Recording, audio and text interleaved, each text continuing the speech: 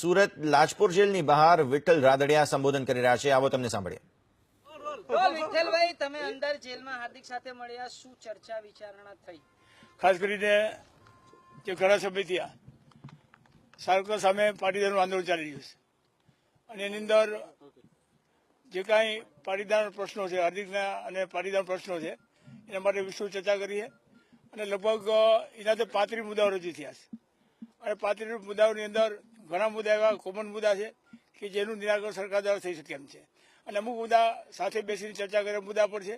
પણ આજની જે અમારી મુલાકાત હતી એ મુલાકાતમાં ઘણી પોઝિટિવ મુલાકાત છે અને મને એમ છે કે 4-5 દિવસની અંદર આ તમામ જે પાટીદારની માગણી સરકાર તરફથી છે એ મારી માગણીઓ સંતોષાય મને પૂરેપૂરી આશા છે. અત્યારે તમે એઝ એ એમપી તરીકે આવ્યા છો, ગઈકાલે પણ વાત કરી ચૂક્યા છો કે જાટને મળે તો પાટીદારને કેમ નહીં.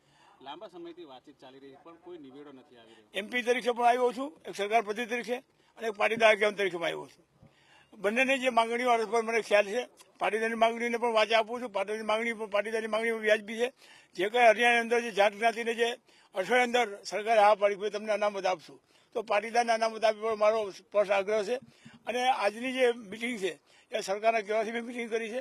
માનનીય મુખ્યમંત્રી આનંદીબેનના કહેવાથી અહીંયા પહોંચી આવ્યો છું અને મીડિયા તરીકે આજે પછી હાર્દિક સાથે અને બીજા પાસના કાર્યકરો સાથે વાતચીત કરવાનો છે. સૌથી મહત્વપૂર્ણ છે કે આજે હાર્દિક પટેલ સાથે કયા મુદ્દાઓ પર ખાસ વાતચીત થઈ છે?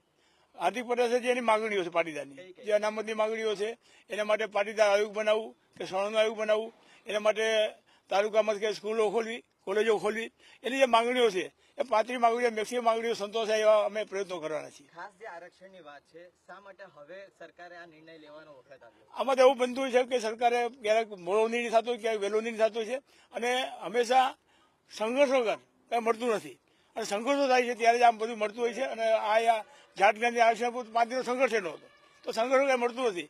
સંઘર્ષને અંતે પણ સરકારે હા પાડી એ અમારા માટે ખુશીનો આનંદ છે, પાટીદાર આગેવાન તરીકે અને સરકારના રાજ્ય સરકારના ભાજપના એમપી તરીકે. અચ્છા વિઠ્ઠલ રાદડિયાજી, જે રીતે પરિણામો આવ્યા છે કોર્પોરેશનની અંદર, જે જિલ્લા પંચાયત, તાલુકા પંચાયત, અત્યારે જિલ્લા પંચાયત, તો શું લાગે છે કે આના જે અસર ક્યાંક ને ક્યાંક ડેમેજ દેખાય છે? એ તો રાજનીતિમાં ચાલતું હોય છે. ક્યારેક કોઈ પાર્ટીને બહુમતી મળતી, ક્યારેક કોઈ મુદ્દા ઉપર લોકો વિમુખ જતા હોય છે અને ક્યારેક કોઈ મુદ્દા ઉપર પાછા મતદારો ભેગા થતા હોય છે. એટલે રાજકીય રીતે ચાલવાનું છે કે હાર જીત થવાની છે એટલે એવું ભવિષ્યમાં ભૂતકાળ બનેલું છે, હજી પણ બને.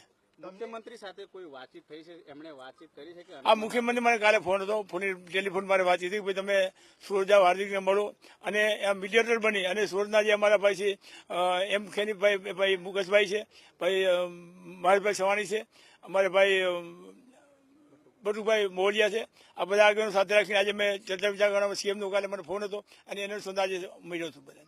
પાટીદાર જે સમાજ છે હવે તમને કેવી રીતે સ્વીકારે? કારણ કે એમના પણ ઘણા મુદ્દાઓ છે કે આટલા સમય બાદ કેમ વિઠ્ઠલ રાદડિયા? નહીં, હું પાટીદાર આગેવાન છું. પાટીદાર માટે જે મેં કામગીરી કરી એમાં સૌરાષ્ટ્રના અને ગુજરાતના કોઈ પાટીદાર આગેવાન કામ નથી કરી. મેં પાટીદાર માટે શિક્ષણ સંસ્થા ઉભી કરી, સમાજ ઉભા કર્યા છે અને પાટીદાર આગેવાન તરીકે મારી છાપ છે. હું ભલે આજે હું વારંવાર બોલ્યો છું કે પાટીદારને આ માગણી છે વ્યાજબી માગણી, આજે નહીં અને પેલા 3-4 ઇન્ટરવ્યુમાં બોલ્યો છું કે પાટીદારની માગણી વ્યાજબી, આજે હું બોલ્યો નથી. સતત કોંગ્રેસે સમર્થન આપ્યા બાદ તમારે જાગવાની સ્થિતિ? નહીં, કોંગ્રેસનું સમર્થન કોઈ જોતો નથી. આમાં કોઈ પણ રાજકીય પાર્ટી અત્યારે જો એવું હોય તો બીજેપીને સપોર્ટ આપવાની છે કોઈ મુદ્દા ઉપર, એવું રાજકીય નથી આ. પણ નહીં, મેં હંમેશા પાટીદાર આગેવાન રહ્યો છું, પાટીદાર આગેવાન છું અને હજી પણ પાટીદાર આગેવાન રહેવાનો છું. આ પ્રકારના આંદોલન થતા હોય છે ત્યારે રાજકીય રીતે આખું વાતાવરણ કઈ રીતે નિર્માણ થતું હોય છે? રાજકીય વાતાવરણ તો આવા આંદોલનમાં નિર્માણ થતા હોય છે, વળી સમેટાતા હોય છે અને આપણે જોઈશું કે દેશની અંદર ઘણી જગ્યાએ જ્ઞાતિની માંગણી ઉપર આંદોલનો થયા છે અને આંદોલનો સમેટાના છે.